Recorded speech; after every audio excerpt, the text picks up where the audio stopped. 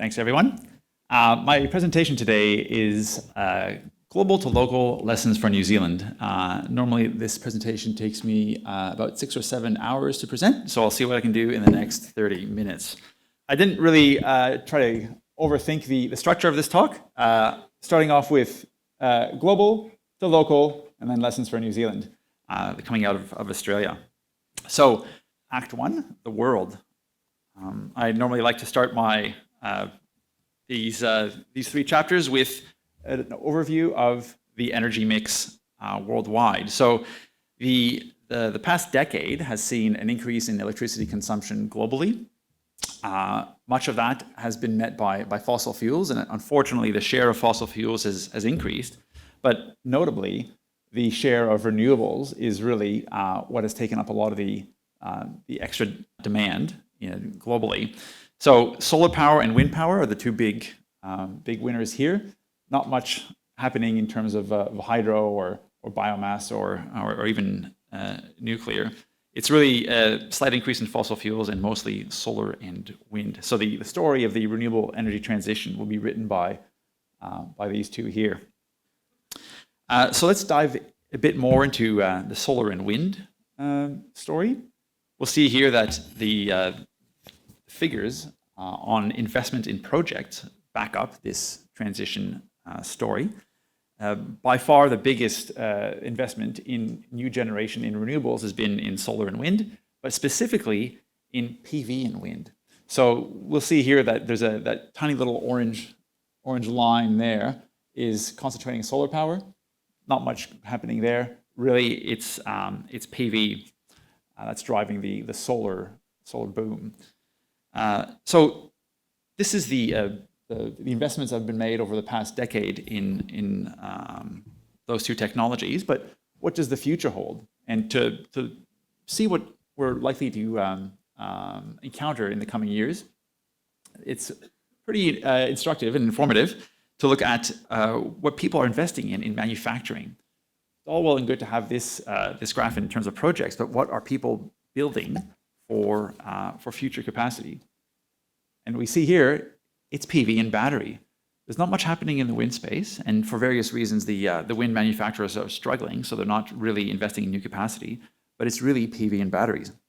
The biggest country of origin for both those technologies is, as we would expect, China, although there is some diversification happening a bit in the battery space, but China really is the incumbent manufacturer for PV. It controls and manufactures 80% of world capacity for modules, and for other parts that feed into the module supply chain, so polysilicon, ingots, wafers, and cells, it controls around 95%, right? So it's really, really hard to compete with Chinese volume and product. But there's increasingly some moves towards onshoring PV generation. So with the U.S. Inflation Reduction Act and the $1 billion solar sunshot program in Australia.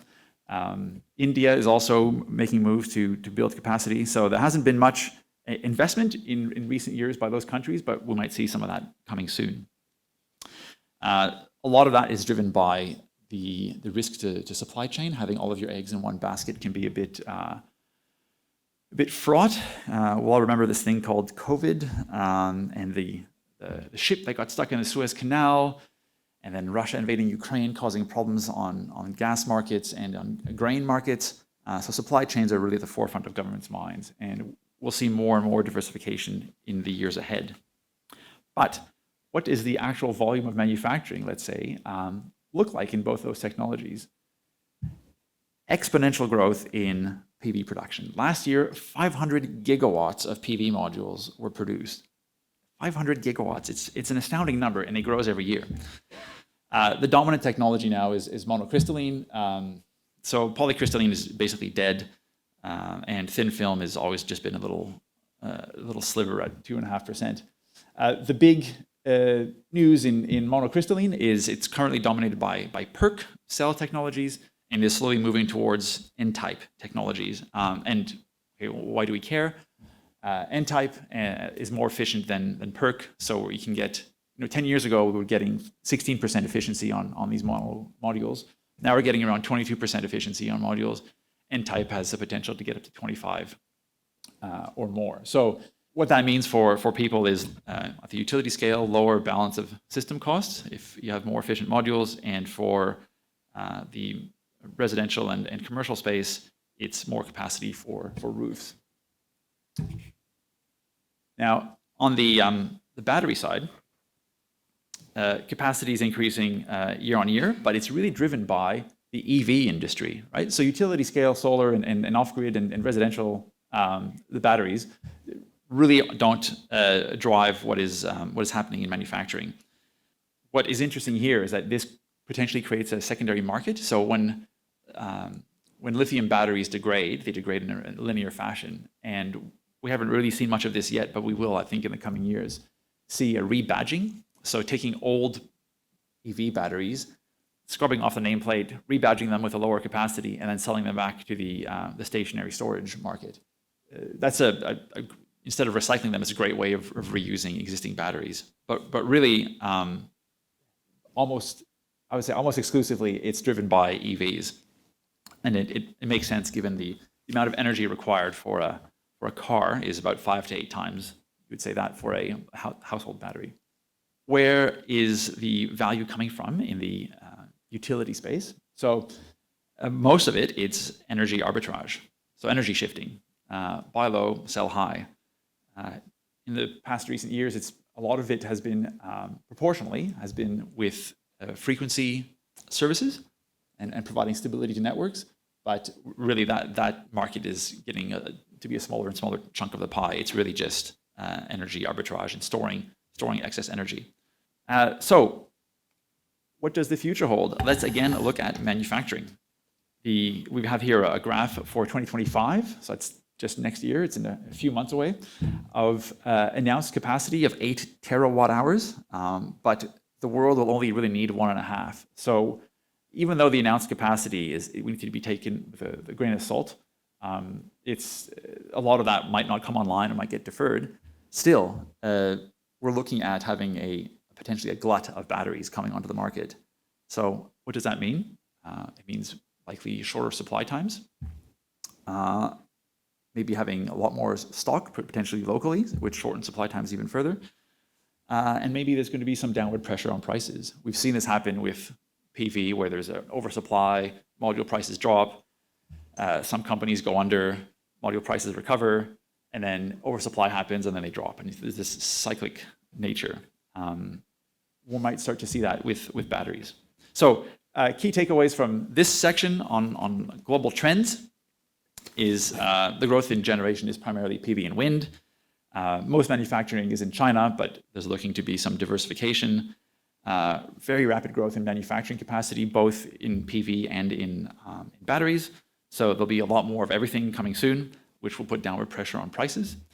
Yeah, in this case here, specifically for batteries, the main usage is price arbitrage. Now, moving on to Act 2, New Zealand. What's happening here? So I'll start with my favorite graph, the energy mix. So no prizes for guessing what the biggest contributor is. It's, of course, hydro. The overall share of renewables is at 85%. You can see there's a tiny little sliver here of solar. So solar last year contributed 1% to the energy mix in terms of gigawatt hours.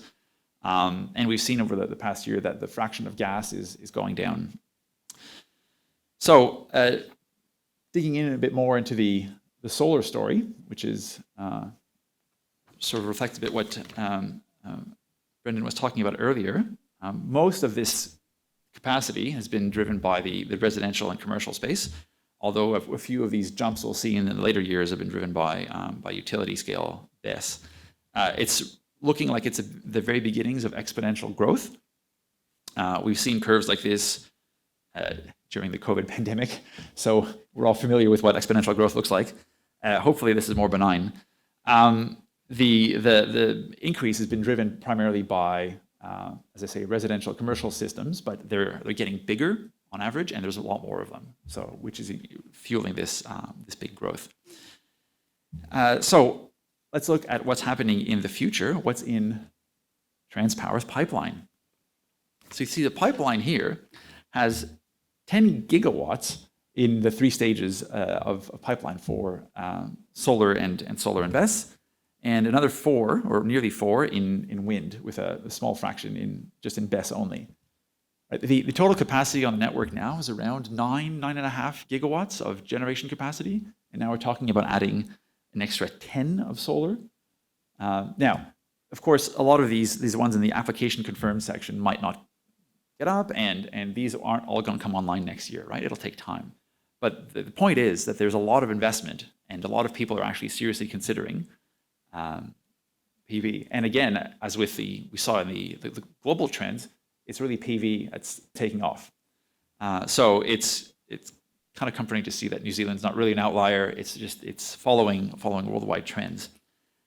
So we have here, in terms of breakdown, 1.7 gigawatts at the delivery stage, 4.3 in the investigation stage, and 4.2 in the application stage.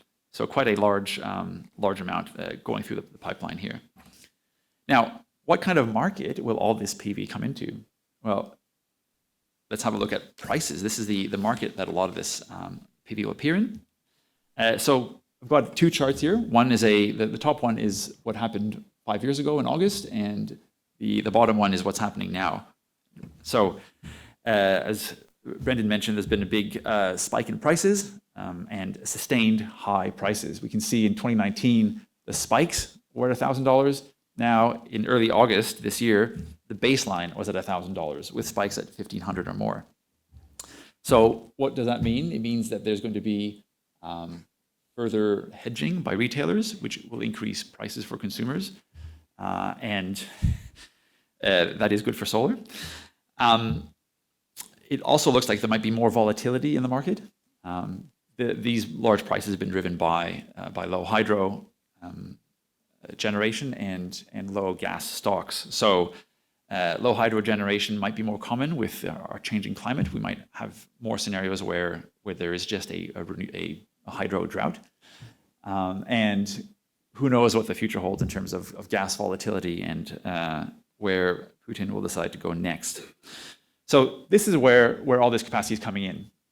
And I'd like to leave it here for what's happening in New Zealand, because I'd like to go to Australia and what has been happening there. So taking Australia as a case study, because of the high amounts of solar that have been put into the grid in recent years, it's interesting to see how Australia has evolved and what we can learn about the evolution of future PV in New Zealand.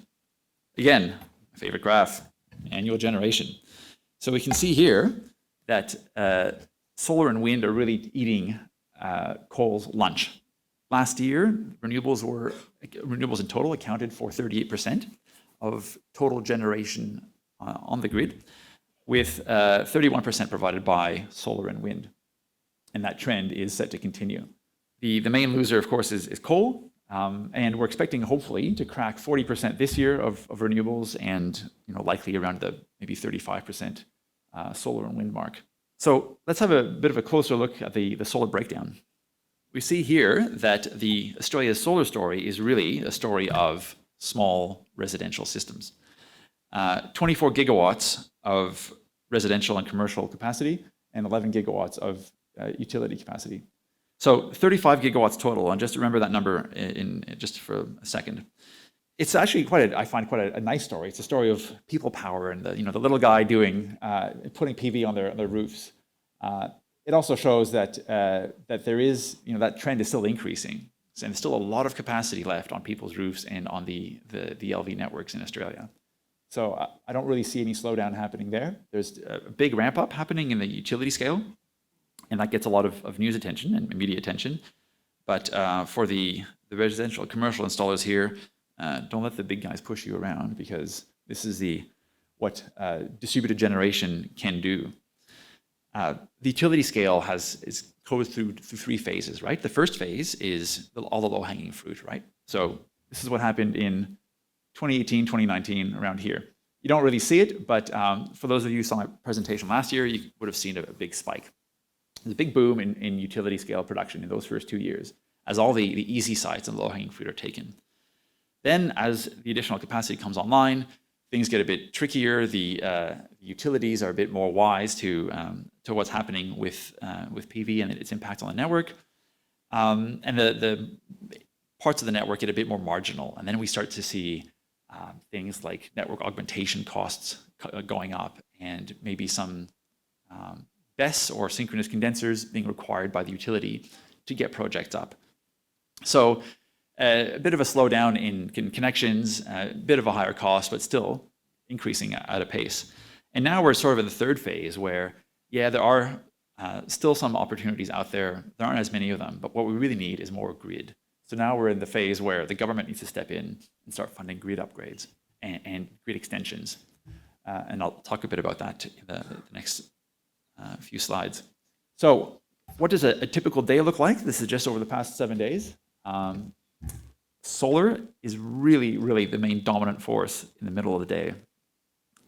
Solar accounts for about 50% here, on average, 50% of the past week's generation at midday. Wind is at 15% in a nice sort of, we've had a nice steady breeze over the past week. But this is, again, a 7-day average. The peak over the past week has been 70% renewable energy, of which 68% was variable renewables. So for all the people who say, oh, you put too much renewables on the grid, you put too much solar, too much wind, it'll destabilize things, it'll be the end of the world, it's not, right? We have 70% in the middle of the day, 70% variable renewables. This is asynchronous generation. We're fine. I mean, you know, you need to be careful about what you're doing. You can't just be putting things on willy-nilly, but really having a high level of renewable energy, variable renewable energy penetration is okay. It just needs to be managed properly.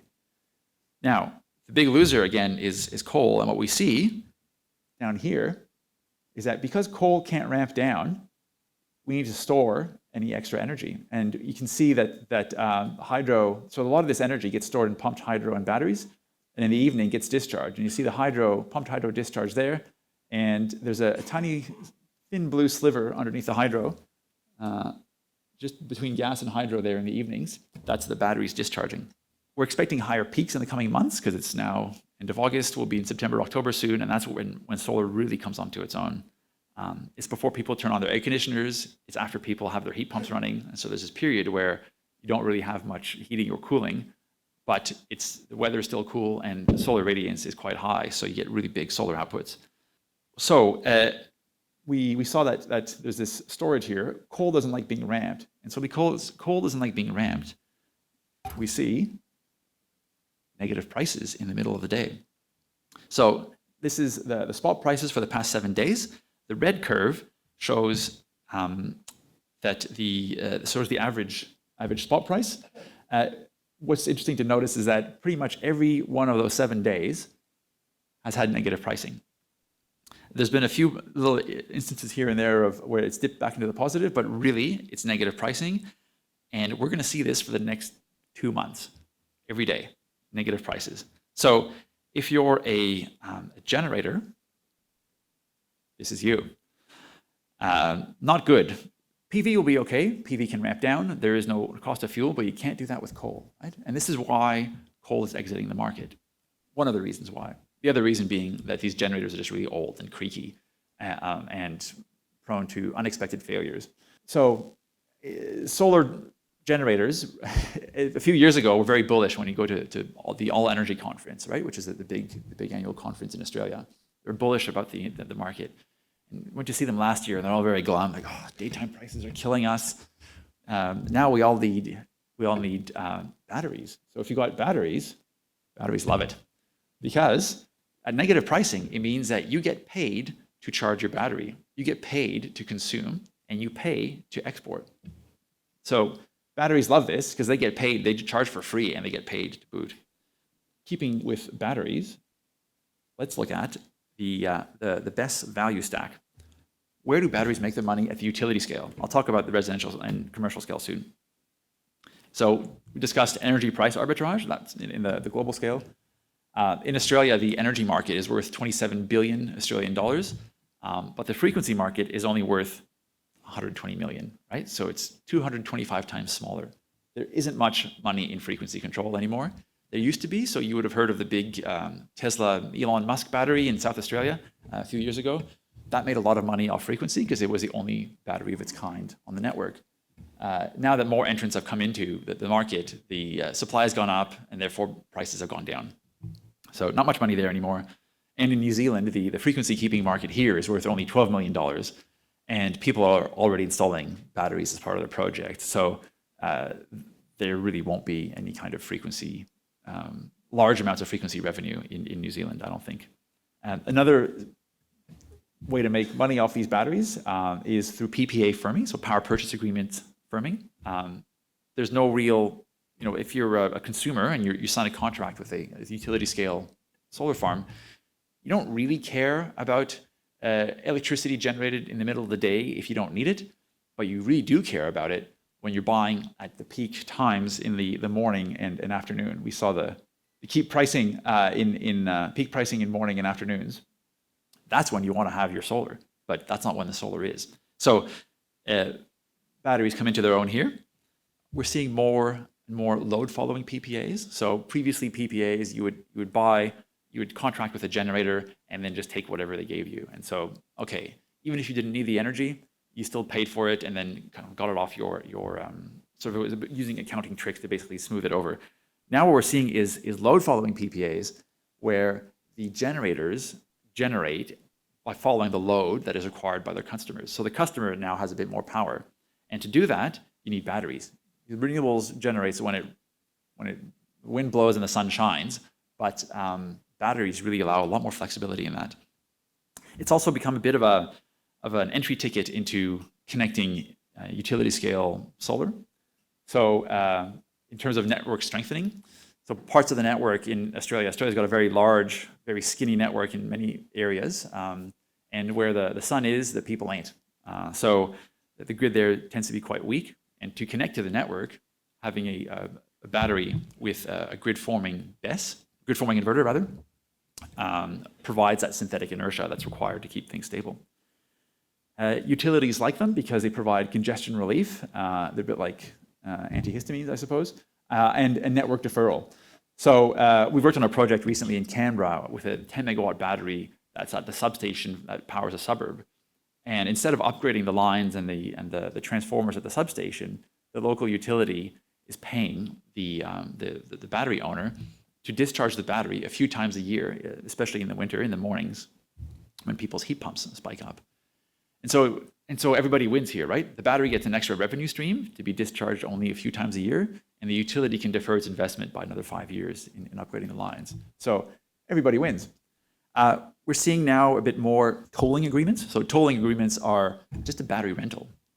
They're pretty simple conceptually. A developer will build a battery, put it on the network, and then just rent it out to someone for a fixed fee per month. And then the person renting the battery uses it however they want. So it is good because it provides a steady stream of revenue for the developer and the asset owner. And it's good for customers or the people renting them because it's completely de-risked. The battery's there and it's just ready to be used. All the risk has been taken on beforehand. And for the last one there is protection against curtailment. So that's increasing congestion on the network. And AEMO, so the Australian Electricity Market Operator, which is the equivalent of the Electricity Authority in New Zealand, will tell generators to curtail their output. That curtailment means lost revenue. So if you can stick some of that into a battery and then sell it at peak times, then you're winning. Over now to the residential, commercial, and industrial scale.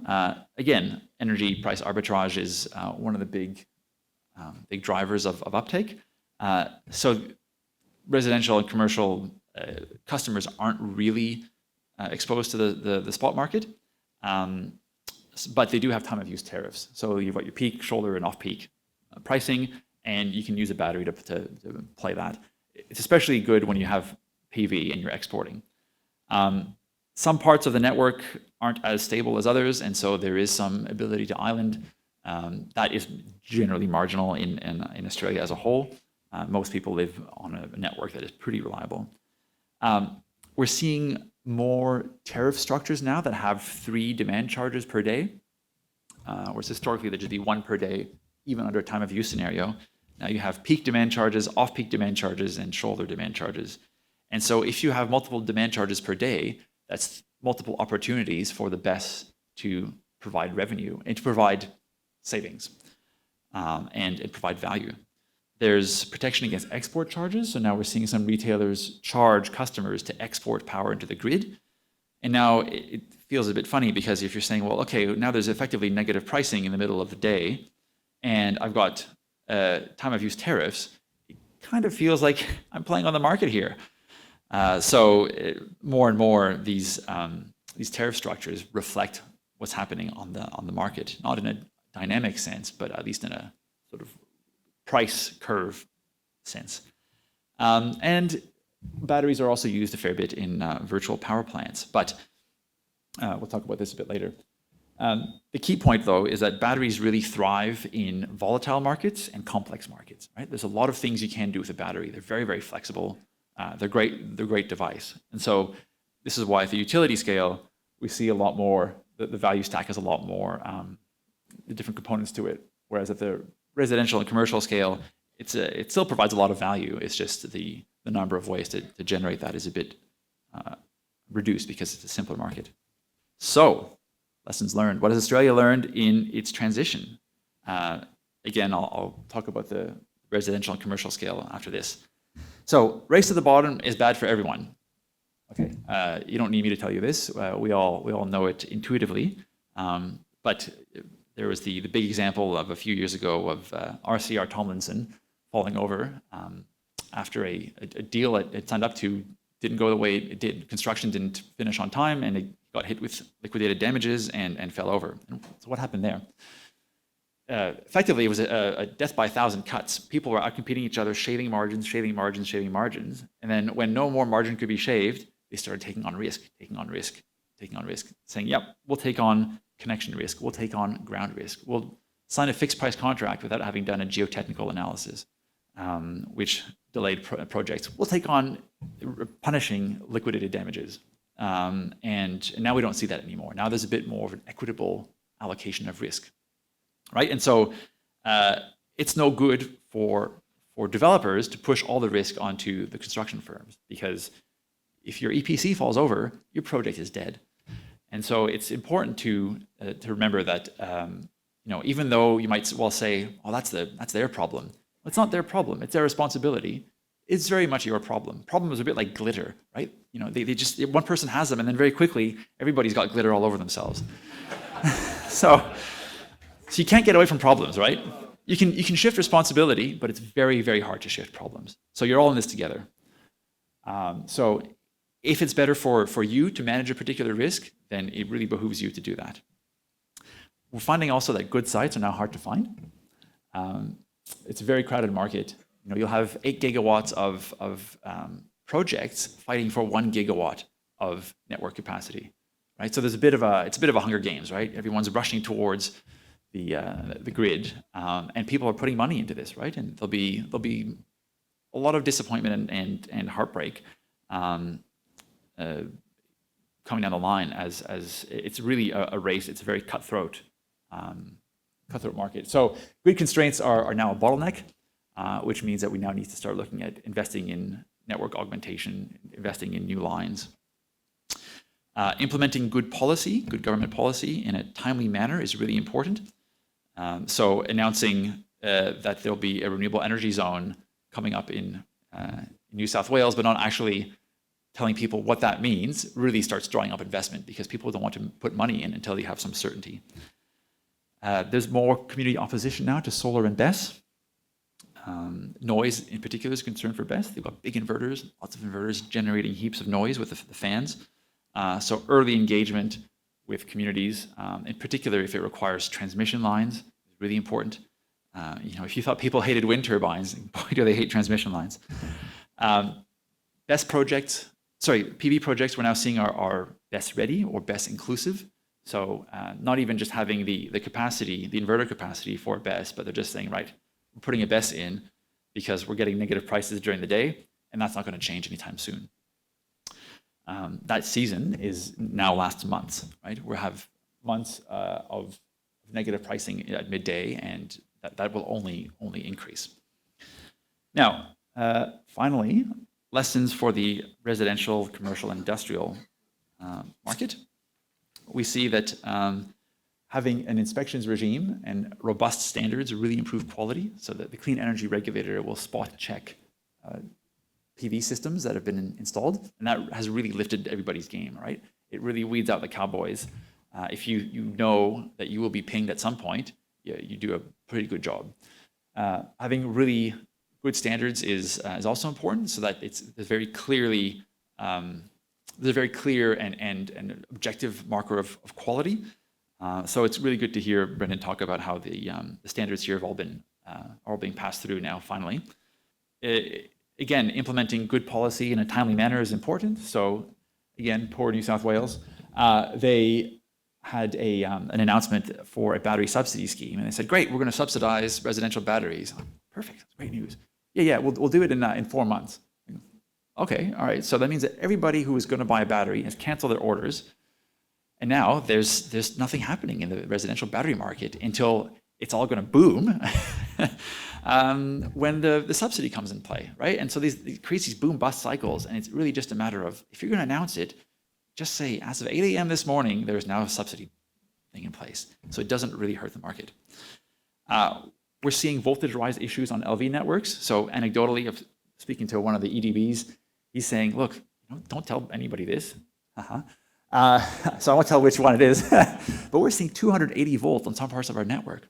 It's like, well, why 280? Surely the inverters should be tripping out. Well, they're not. It's because homeowners complain and say, hey, my inverter keeps tripping out. Come fix it. Installer comes in, changes the settings on the inverter starts working again. Voltage goes up. Then the neighbor says, hey, my PV system's tripping out. Installer, come back and fix this. And over time, the voltage keeps creeping up and up and up. And EDBs don't have any visibility on this. So they start enforcing static export limits in some parts of the network. But then what happens? Hey, my PV's limited. Installer, come over and fix it. So we'll come and turn it off. Compliance for the static export limits on some parts with some EDBs is as low as 20%, right? Just because there is no checking. So compliance with these requirements needs enforcement, but it's very difficult to do without some kind of monitoring at that level. And we'll see that there's much more activity happening now and being able to see what's happening down at the household level by the EDBs. Export charges, I mentioned those before. They're now incentivizing battery installation. And will that happen in New Zealand? These export charges, I don't know. But New Zealand's still a fair ways away yet from having such a large amount of PV. And unfortunately, I find this is a bit sad. End users are being treated as traders, not consumers. So giving them negative pricing, putting demand charges on them. Like this is, even at residential level, people don't know the difference between a kilowatt and a kVAR and an amp and a volt, and you're telling them now, okay, you have 3 prices per day, you'll have demand charges, we're going to charge you for exports. It seems a bit unfair. Like you're treating average people like wholesale, sophisticated traders. So hopefully that changes, but in the meantime, there's our good friend batteries. So we're finding also that smaller players are struggling a little bit more. They're exiting the market.